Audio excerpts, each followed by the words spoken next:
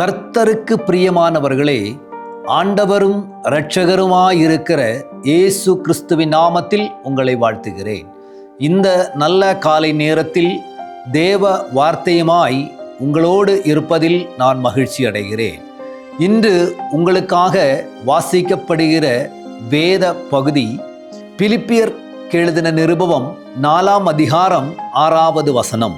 நீங்கள் ஒன்றுக்கும் கவலைப்படாமல் எல்லாவற்றையும் குறித்து உங்கள் விண்ணப்பங்களை ஸ்தோத்திரத்தோடு கூடிய ஜெபத்தினாலும் வேண்டுதலினாலும் தேவனுக்கு தெரியப்படுத்துங்கள்.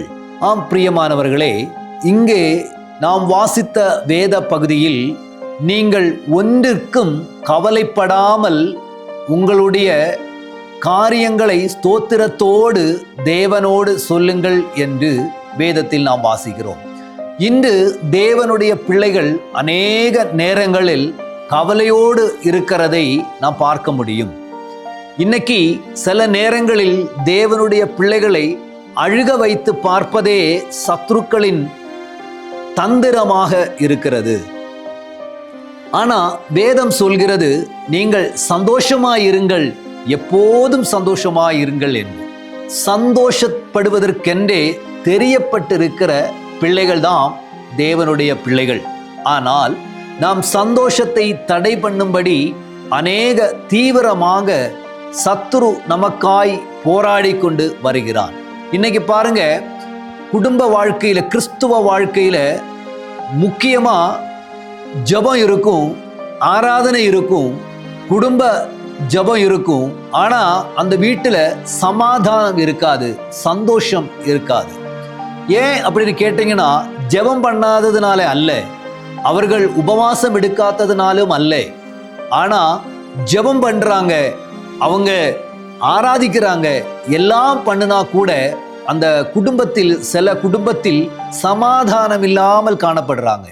ஏன் அப்படின்னு கேட்டீங்கன்னா, வேதம் சொல்கிறது, உங்கள் தேவைகள் எதுவாய் இருந்தாலும் மற்றவர்களிடத்தில் குறை சொல்லாம, மற்றவர்களிடத்தில் எனக்கு இன்ன பிரச்சனை, இன்னது கிடைக்கல, எனக்கு இப்படி இருக்கு என் சூழ்நிலை என்று சொல்லி அவர்களையும் புண்படுத்தி நீங்களும் காயப்பட்டு இராதபடிக்கு தேவனிடத்தில் உங்களுடைய காரியத்தை ஸ்தோத்திரத்தோடு சொல்லுவீர்கள் என்று வேதம் தெளிவாக சொல்கிறது.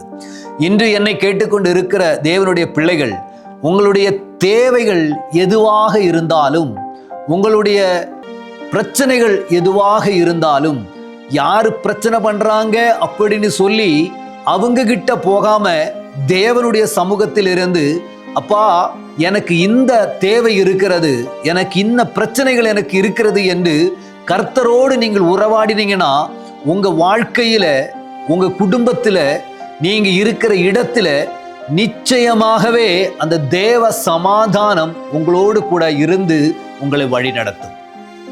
ஆம் பிரியமானவர்களே, இன்று முதல் நீங்க அப்படி செஞ்சு பாருங்க. உங்க வாழ்க்கையில பெரிய ஒரு மாற்றத்தை கர்த்தர் வைப்பார். பெரிய ஒரு பொக்கிஷத்தை, பெரிய ஒரு மன மகிழ்ச்சியை, சந்தோஷத்தை உன் சத்துருக்களுக்கு முன்பு நீ வெட்கப்பட்டு போகாமல் உன் குடும்பத்தையும் உன் வாழ்க்கையும் உன் நிலையும் மாற்றி வைக்க கர்த்தர் உன்னை குறித்து ஆசைப்படுகிறார். நான் உங்களுக்காக ஜெபிக்கிறேன். என்னோடு சேர்ந்து நீங்களும் ஜெபியுங்கள். கர்த்தர் உங்களை அற்புதமாக்கி மாற்றட்டும். பரிசுத்த ஆவியானவரே, நல்ல ஆண்டவரே, இந்த பிள்ளைகளுக்காக நான் ஜெபிக்கிறேன். ஆண்டவரே, இவர்கள் எடுத்த தீர்மானத்தின்படி இன்று முதல் அவருடைய எந்த காரியமாய் இருந்தாலும் என்ன கர்த்தரிடத்தில் ஸ்தோத்திரத்தோடு அவர்கள் சொல்லி ஜெபித்து அவர்கள் மன மகிழ்ச்சியாய் இந்த தேசத்தில் வாழும்படி கர்த்தர் உதவி செய்யுங்க. அப்படி செய்வதற்காக நன்றி. இயேசுவின் நாமத்தில் எங்கள் பிதாவே, ஆமென். God bless you. கர்த்தர் உங்களை ஆசீர்வதிப்பாராக.